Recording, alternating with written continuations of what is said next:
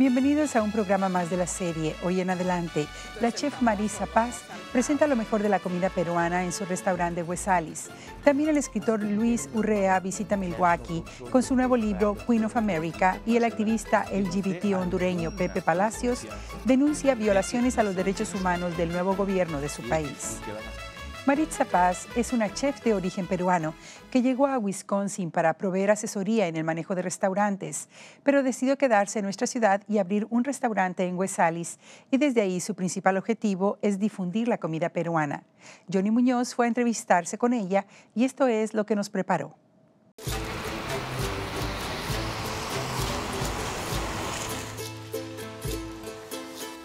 La comida peruana, gracias a Dios, ahora está considerado una de las mejores comidas del mundo. La comida número uno es la francesa y así sucesivamente. No es la más conocida, pero ahora estamos difundiendo bastante.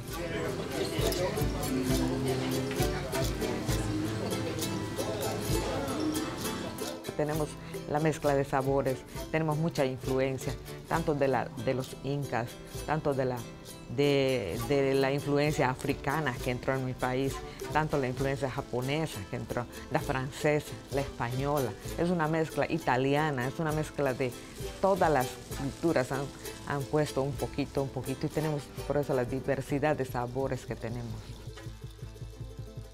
Quiero mostrar lo mejor que tiene mi país. Quisiera poner más platos, pero yo quiero que todo sea fresco. Por eso no puedo hacer una carta muy amplia. Hay 3 platos banderas de mi país, que es el número uno es el ceviche. El ceviche es espectacular sabor, es uno de los mejores ceviches que puedes encontrar. Yo que viajé mucho y probé todos los ceviches de diferentes países, el de Perú es el mejor ceviche, no por ser peruana, sino como gastronómicamente hablando. El segundo es el lomo saltado, que es una influencia japonesa peruana. Hoy día voy a preparar el lomo saltado, el tradicional lomo saltado. Es el plato más popular de mi país. Entonces, vamos a... el primer paso es poner una sartén y poner un poco de aceite y esperar a que esto salga el humo. Una vez que salga el humo,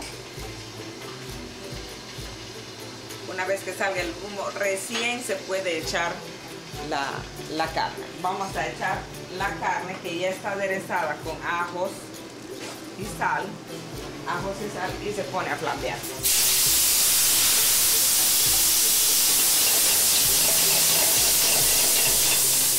Se debe flambear. Se debe flambear bastante, porque esto hace que se selle la carne.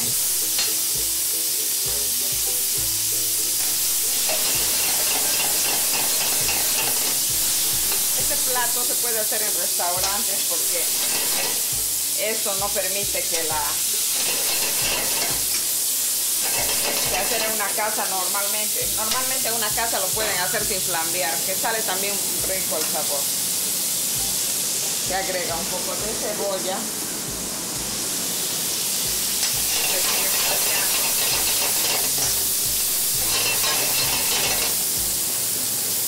Cuando no flambeas, echa un poquito de aceite.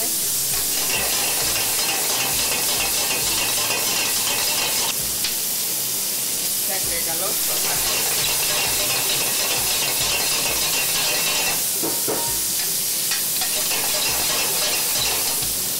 Se agrega un poco de salsa de soya.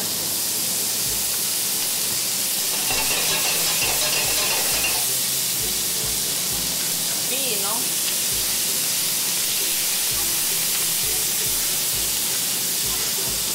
Un poquito de caldo de pollo.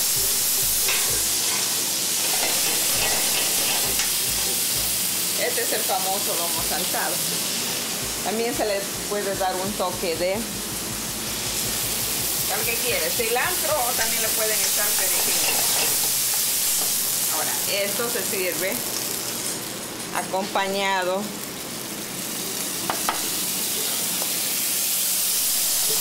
puede ser hecha una base de papas.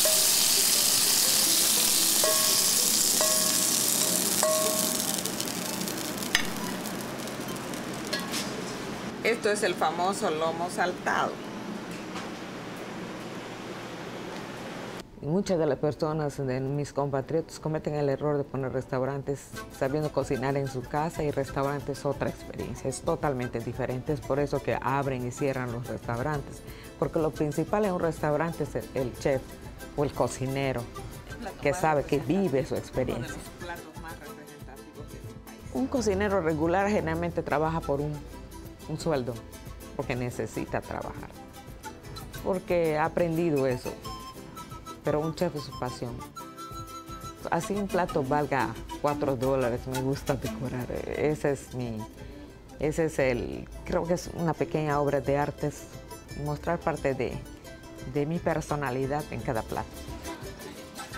Yo, desde que tengo uso de razón, estoy metida en la cocina porque mi mamá era chef. Hacíamos buffet catering para el ejército, la marina, la aviación, para las municipalidades, para diferentes eventos. Entonces yo veía a mi mamá y ayudaba a mi mamá, y corriendo los años aprendí, y luego me independicé y formé mi propia compañía en Perú. Luego estudié, pero lo que más me reforzó fue viajar a los Estados Unidos y conocer y abrir mis ojos a otros mundos, otros tipos de mundos, otras experiencias de cocina. En aquel entonces yo no sabía nada, ni conocía nada de Miami, entonces me metí a un restaurante cubano. Estuve 2 años en un restaurante cubano y empecé de dishwasher, porque tú tienes que demostrar que eres buena. Al mes era la chef. Un día pienso y decido hacer mi propia consultoría. Fue ahí donde me empiezan a llamar dueños de restaurantes para organizar y reorganizar restaurantes. Visita Chef Paz Restaurant, que aquí les esperamos con todo el amor del mundo. Luis Urrea es un famoso autor latino con una historia sobre su jornada que lo ha llevado a la cumbre de la literatura. Luis visitó Milwaukee recientemente para presentar su nuevo libro, Queen of America. Veamos este reportaje de Sitora Takanaev.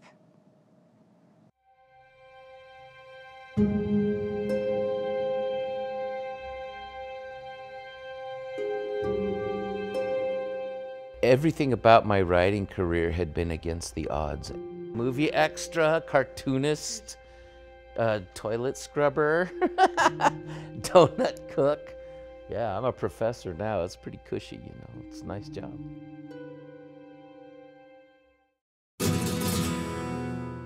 I was born in Tijuana. My father was Mexican, my mother was American. And they had met in San Francisco. And he romanced her, you know, and swept her off her feet. She was from New York. And I think she believed she was going to go to a beautiful hacienda in Mexico, you know? But she ended up on a dirt street in Tijuana. My parents would go to the United States every day to work. And so I didn't really see them very much. I spent my days with my grandmother, aunts, cousins. So I learned Spanish before I learned English, so Spanish was my first language. We had an outbreak of tuberculosis, and people were dying all around us, and I got it. I was quite ill. I think I was probably gonna die. I was about four and a half, and that's why we came to San Diego, because they were trying to save me. And so we settled in another barrio in Southeast San Diego. Our barrio was very explosive, a lot of racial violence. You know, it was at the turn of the civil rights era. I was, you know, English was my second language. I spoke like this, man. I spoke Chicano. I was, you know, talking Tijuana. So here I was looking like an Irish white boy, talking like Tijuana, and you know, everywhere I went, I was in trouble.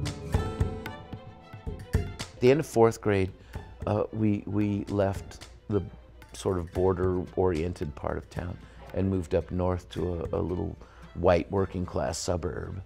So we left my dad's world and went to my mom's world in a lot of ways. And I went to high school and college. I was the first family member to go to college. You know, went through my life thinking Tijuana was cool. And then I moved away from the Mexicans and found out that all the white kids around me thought Tijuana was filthy. Mexicans were dirty. My family was dirty. Spanish was stupid. I was shocked. What? What happened? Are you kidding? Do not ever tell people you had tuberculosis because it's shameful and dirty. Do not ever tell people that we were poor because it's shameful. And never tell anybody you were from Tijuana. Lie, because Tijuana, everybody was ashamed of it. And you know, you grow up with these rules, and then you realize that those are the strength later. Those things that caused embarrassment or shame. And I think part of my job, spiritually anyway, aside from our writing career, is to go and talk to lots of people who are carrying a lot of those shames. My dad, he was actually killed at the hands of Mexican police when I was a senior in college. And I was having a really hard time dealing with that. I started doing relief work in Tijuana with a missionary group, feeding the poor at the Tijuana garbage dump. And I spent years doing it. And that is, oddly enough, partially what led to my going to Harvard. Also totally against the odds. And the first book I wrote was called Across the Wire. I don't know if they, Across the Wire. I wrote about that experience. And it was rejected by every publisher in the country for 10 years. And I remember one of the editors in New York told me, nobody cares about starving Mexicans. I'll never forget it. And that seemed like a real curse at the time, but that became the ultimate blessing because that gave me my agenda. Nobody cares about starving Mexicans, I'll make you care. Urrea's #1 writing rule is wear the bastards down.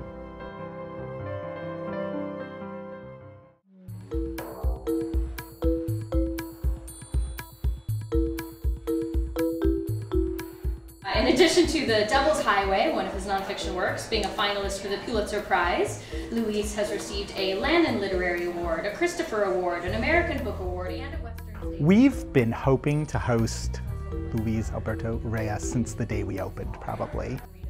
We made pitches for every publication of every book. We read his book in our in-store book club. We wrote blogs about it. Just whatever we could do to show that we're really enthusiastic. Here, shall I make it for her? This is the beginning of my national book tour for the paperback of Queen of America, which is the sequel to The Hummingbird's Daughter. Uh-oh, I'm gonna knock the queen down.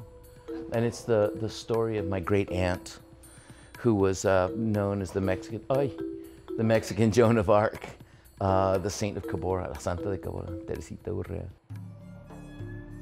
There were all these women who lived in the house, power women. People always talk about how I write books about women. I have a lot of women characters, and it's probably because of these powerful females that raised me. We had this fantastic aunt, Tia Leti, Aunt Leticia, La Flaca, the skinny aunt. And she was a remarkable character.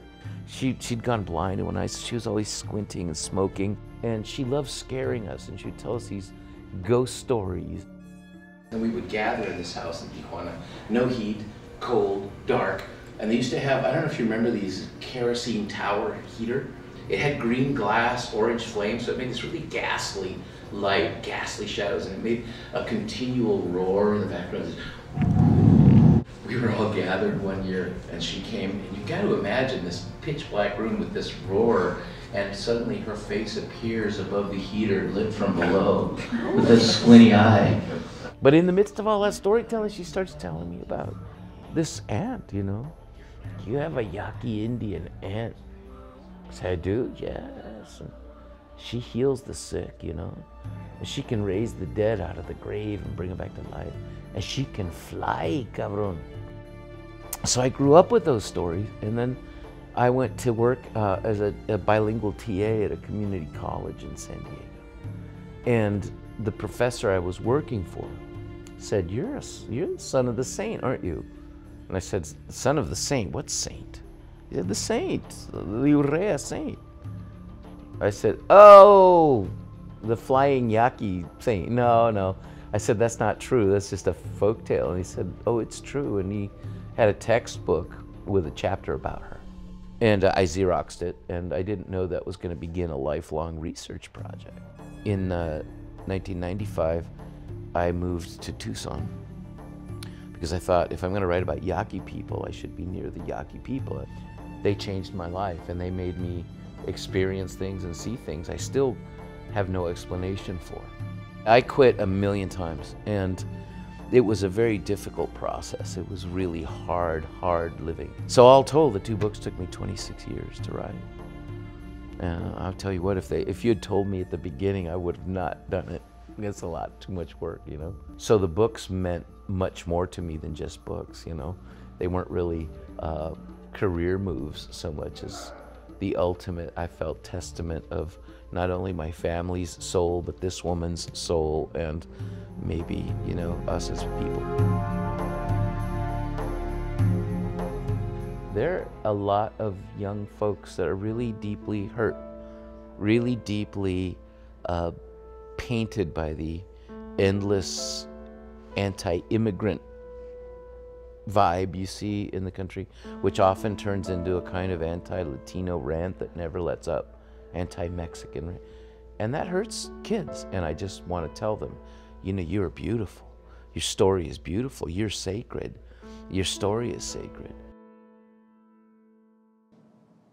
Para obtener información sobre las series Camembert Daughter y Queen of America, visite Boswell Books en la avenida Downer. Y para informarse sobre visitas de autores, siga Boswell on Facebook. Serias violaciones a los derechos humanos por parte del gobierno golpista están siendo cometidas en Honduras en medio de una crisis política y económica.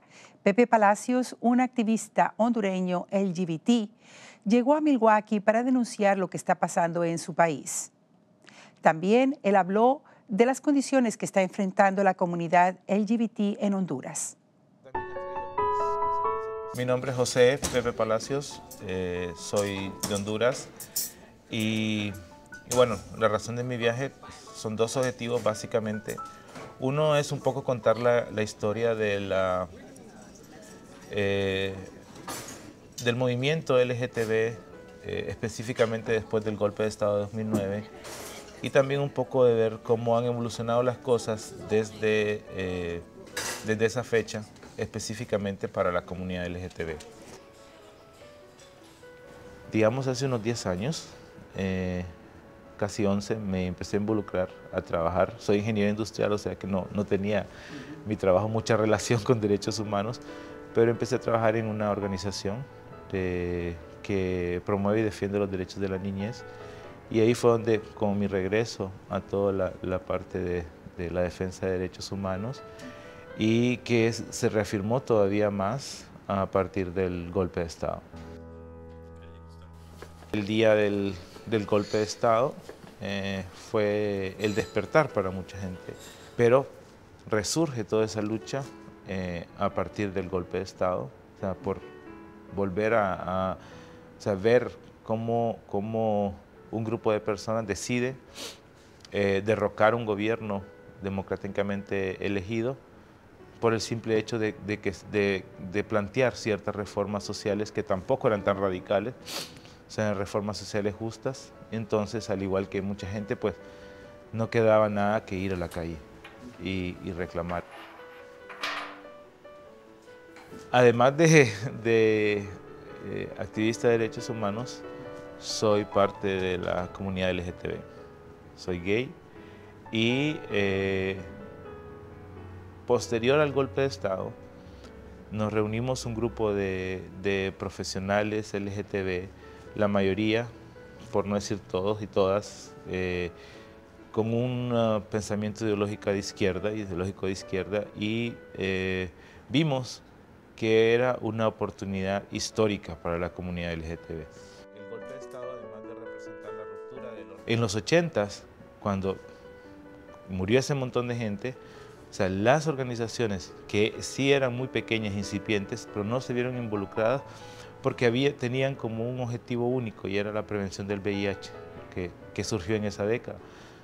Y en los últimos 30 años pareciera como que esa era como su principal objetivo y no había una evolución ni una apertura hacia ver las luchas de otros grupos sociales que también son importantes. Entonces era como que luchábamos solamente nuestras luchas. Entonces el Frente de Resistencia incluye dentro de su estructura a las organizaciones LGTB. Y ahora, pues ya han pasado 3 años y medio, ya el Frente decidió formar un partido político, el presidente Zelaya ya regresó al país después del acuerdo de Cartagena y pues bueno, se decidió embarcarse en esta aventura electoral y ya con la ex primera dama como candidata presidencial. Tuvimos ahora para las elecciones primarias 2 candidatos abiertamente LGTB, un activista gay y una activista transgénero. Cuando se creó el nuevo partido, participamos en la elaboración de los estatutos, o sea, del fundamento legal de los principios del partido que se define como un partido antiimperialista, antipatriarcal y que respeta todos los derechos, incluyendo los derechos por orientación sexual e identidad de género. El número de asesinatos se incrementa tan dramáticamente en tan solo 3 años y medio. Mi viaje pues, tendría como 2 objetivos. Uno es un poco compartir la experiencia, porque evidentemente este resurgir del movimiento LGTB dentro del Frente de Resistencia también trajo consecuencias, ¿no? Desde el golpe de Estado 89, personas LGTB han sido asesinadas en Honduras, por lo menos de los que se tienen reportes, tenemos 89, 15 años antes, del 94 al 2009, solamente se reportan 20. O sea, estamos hablando de 1.2 por año y ahora pasamos a 2 por mes. Contar nuestra historia, que diferentes organizaciones de derechos humanos, LGTB, universidades, estaciones de radio, o sea, todas las organizaciones posibles conozcan nuestra realidad, pero también un poco para pedir la solidaridad. Y lo que necesitamos es esa observación, ese monitoreo internacional que nos dé alguna confianza de que las elecciones se van a dar y que van a ser transparentes. Gracias a la incidencia internacional de muchas organizaciones, mayormente aquí en Estados Unidos, organizaciones de derechos humanos, que presionaron a sus congresistas, que después presionaron en el Senado, presionaron a la Secretaría de Estado, Hillary Clinton, junto con la Embajada de Estados Unidos, envió investigadores, agentes de la FBI, a apoyar la investigación de asesinatos dentro de la comunidad LGTBI. Pero eso fue producto, eso no fue una decisión del Estado, fue presión internacional. Eso es lo que necesitamos, gente que acompañe misiones de observación a las elecciones, que aseguren que hay una transparencia. Porque si no, o sea, va a ser un fraude electoral, probablemente un fraude electoral de dimensiones épicas. Los primeros resultados de una encuesta de la Sid Gallup y dicen que Xiomara Castro está encabezando las encuestas. O sea, ¿qué significa eso? Se puede estar planificando un enorme fraude electoral, o se puede estar llevando al país a una crisis con todas estas ciudades modelo de la ley de minería, del juicio político que están aprobándose en estas últimas semanas, a manera de generar una crisis de tal dimensión que dé la excusa perfecta para cancelar las elecciones y ellos mantenerse en el poder.